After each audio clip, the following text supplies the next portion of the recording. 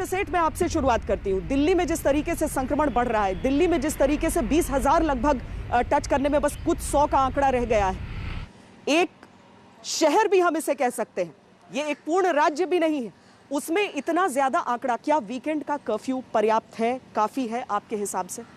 Ji, at least for the moment आज के लिए तो काफ़ी है, बट ये आगे के लिए काफ़ी नहीं होगा।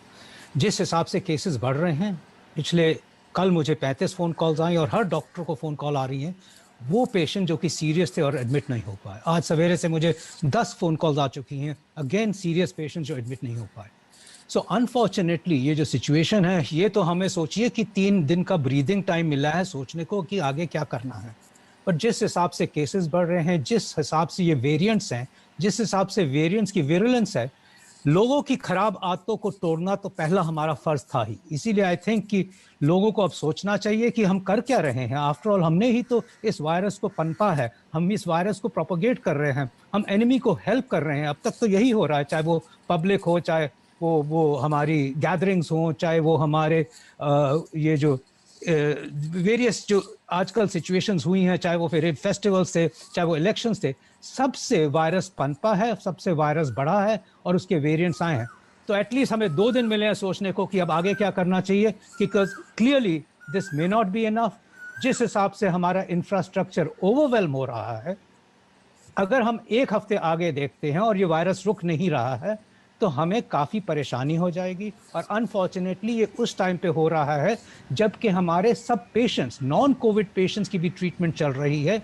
ट्रॉमा, चाहे वो स्ट्रोक्स हो, चाहे वो हार्ट सर्जरीज हो, चाहे कैंसर हो, चाहे रीनल फेलियर हो, चाहे डायलिसिस हो, सब एक साथ चल रही हैं। तो हमें दोनों को देखना है और इसीलिए हमें फिक्र ये है कि कहीं कोविड की मौतें इस वजह से ज़्यादा ना हो कि हमारा पूरा इंफ्रास्ट्रक्चर अब उनकी तरफ डाइवर्ट नहीं हो पा रहा है। नहीं, सही बात कह रहे हैं आप डॉक्टर सेठ।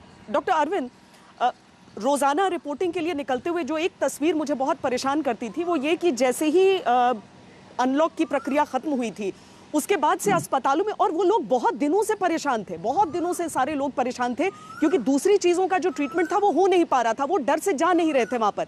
लेकिन आखिर वो भी कितने दिन इंतजार करते। इसीलिए खासकर जो सरकारी अस्पताल थे, वहां पर भीड़ ही भीड़ लोगों की लगी रही। बहुत ज्यादा दिक्कतें। अब एक बार फिर सब देख रहे हैं, कोरोना की दूसरी लहर आ गई। कितने दिन कौन रुक सकता था? आज स्थिति बहुत विकट नजर आ रही है डॉक्टर अरविंद। श्वेता जी, पहले तो शो में बुलाने के लिए धन्यवाद। आपने जैसा कि कहा, मैं पूर्णतः आपकी इस आखिरी सेंटेंस से सहमत हूं कि स्थिति विकट है। इनफैक्ट अगर विकट से बड़ा कोई और हिंदी में वर्ड हो तो मैं वो यूज करना चाहूंगा। मैं डॉक्टर सेठ की बात को इको करूंगा कि ज्यादातर डॉक्टर्स इस समय अपने फोन्स को उठा नहीं रहे हैं, क्योंकि कंटिन्यूअसली फ्रेंड्स का, रिश्तेदारों का, जानकार वालों का फोन आ रहा है कि भी एडमिट कराइए, एडमिट कराइए। और अपनी पूरी कोशिश करने के बावजूद भी हम लोगों की मदद नहीं कर पा रहे हैं, क्योंकि जब बेड्स नहीं है तो कहां से अरेंज करें। स्थिति बहुत भयानक है। सबसे ज्यादा भयानक चीज यह है कि जो अभी पीक हमने टच नहीं किया है, नंबर्स रोज हमारे बढ़ रहे हैं। आज 2,34,000 है, शायद ये 2.5 लाख क्रॉस करेंगे। कहां जाके रुकेंगे? और उसीलिए जो आपका सवाल था डॉक्टर सेठ को कि क्या ये 2 दिन का लॉकडाउन या कर्फ्यू एनफ है, मेरा अनएम्बिगुअस आंसर है नो, बिग नो। और मैं आपको कारण बताता हूं। दिल्ली का एग्जांपल लीजिए। लाखों लोग इस समय संक्रमित हैं। कुछ को मालूम है कि संक्रमित हैं, बहुत सारे ऐसे हैं जिन्हें मालूम नहीं है कि वो संक्रमित हैं, लेकिन संक्रमित हैं। ये हमारा इन्फेक्टेड पूल है। ये लोग जब इंटरमिंगल कर रहे हैं दूसरे लोगों से, जाने अनजाने में वो इस इन्फेक्शन को फैला रहे हैं। और इसको रोकने का एकमात्र तरीका है, लोगों की जो इंटरमिंगलिंग है, इसको रोका जाए। आपने 2 दिन के लिए रोका, लेकिन 2 दिन एनफ नहीं है, क्योंकि हमें मालूम है कि एक बार कोई इन्फेक्टेड हो तो वो कम से कम 5 से 7 दिन तक इन्फेक्टेड रहता है और इन्फेक्शन को फैलाता है।